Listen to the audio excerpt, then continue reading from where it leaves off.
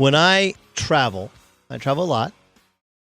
I go and we don't get paid for any rental car things. I'm a national rental car guy. I've been national for 20 years. And so, I get like the Emerald exec, you just go walk out and pick your car. But I always I'll even, in the ones in which you can go pick your car, I will go car to car to car to car to car. The ones you have to go up to the counter, I'll ask them, which is your newest car? Like, well, we have a Malibu and I didn't ask what is your newest car? This one. That's the one I want. Right? Because there's something good to, like, you figure, this is how my brain works. One, you get the new car smell. It's cool. Whatever car you get, from a Camry to a Malibu to a Jeep Grand Cherokee, whatever, every year they're going to add technology. So any of the new technology, Bluetooth or USB port or whatever, the newer, the better. Also less likely to break down, right? And fewer uses, newer car, less chance that anybody ever smoked in it. Because I just can't. You open up a car, if somebody exhaled one cigarette in there, I can smell it. Got a little bloodhound to me. But I don't buy new cars. I don't. I like it. And there's a difference in the pre-owned and then used car. Look, if you want a really nice car, like the best car you're going to get, everyone knows you should get a used car. And in terms of value, like the second you drive it off a lot, everybody knows it plummets in value. But then there is a leveling off spot, like 5 or 6 years in, where, car's worth about what it's worth, and it's going to be worth that much until, you start to have some problems. But there's a reason that there's that. The more you drive it, the more mileage there is, the more somebody owns it, the harder it's going to be.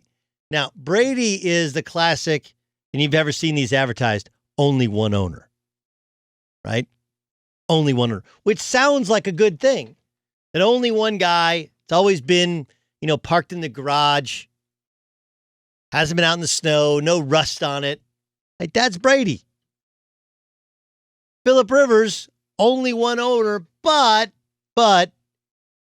there have been a bunch of different drivers to it. He's had a bunch of different coordinators, several different styles, whatever, but still both only one owner. I'd say the biggest, it's really interesting what's happened here.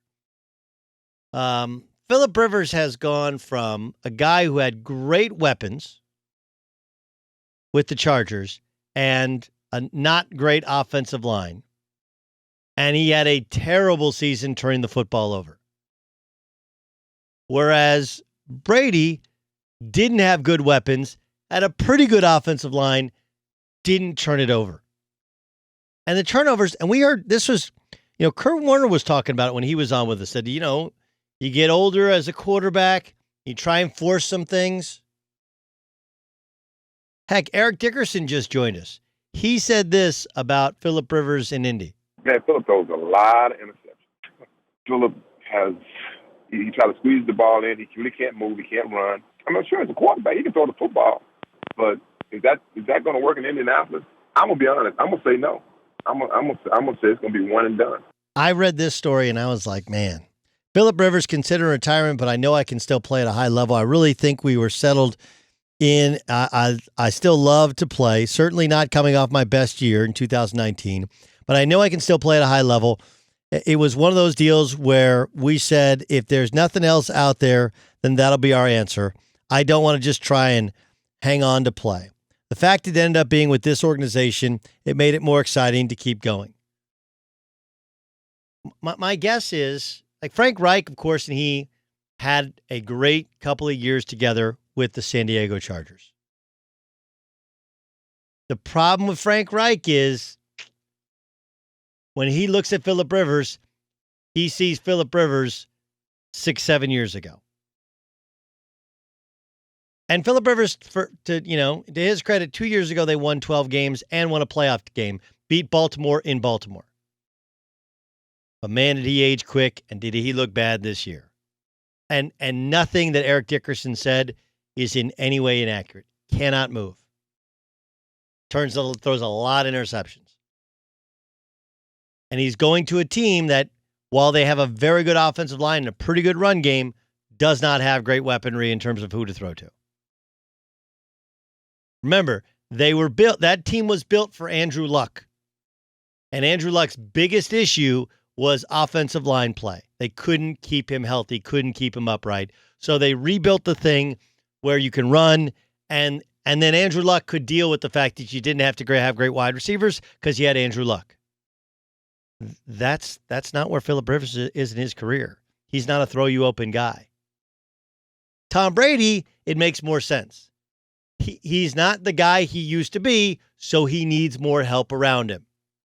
And he gets it by going to Tampa, where you have 2 good tight ends and 2 good wide receivers, and if they solve right tackle, a good offensive line.